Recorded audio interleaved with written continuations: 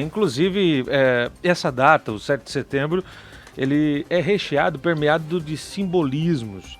Felizmente, ao longo do tempo, vai se perdendo por muitos, ou outros tentaram, ao longo desse período, distanciar pelo menos, essa discussão.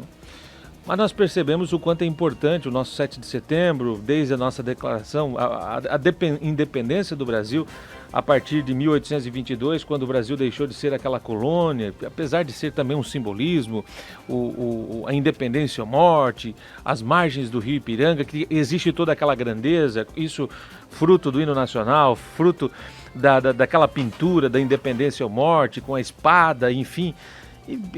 E são símbolos, né? Símbolos importantes para a nossa história, símbolos importantes que marcam aqui ao longo da existência da nossa república, a existência do nosso Brasil, a soberania nacional.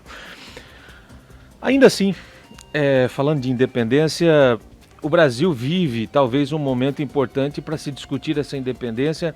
Agora não aquela independência de Portugal, apesar de que a declaração dessa independência não foi tão sentida, talvez, como nós estamos agora, para se desvincular de oligarquias. Essa independência de um poder político, um poder econômico que vem ao longo dos anos e principalmente na última década assolando o nosso país, colocando o Brasil numa situação extremamente dependente de uma classe, de uma estrutura extremamente contaminada, prejudicial à nossa história.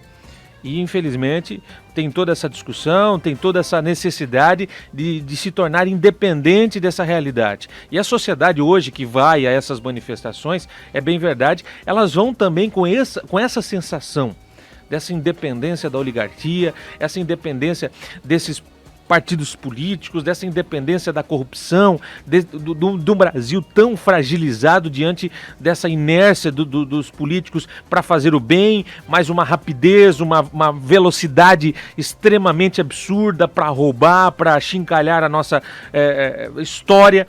E nós vivemos agora um momento diferente para o nosso Brasil, a declaração da independência da oligarquia.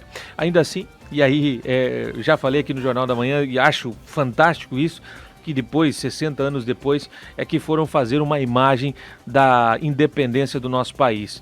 E aí fizeram aquela imagem maravilhosa, onde tem o grito da independência, espada, os soldados ao redor, tudo bem trajados, nada a ver isso com a história, com o fato a verdade daquele momento, não tinha nada esse momento pomposo, posso assim dizer, mas tem os símbolos. E aí a retirada, né?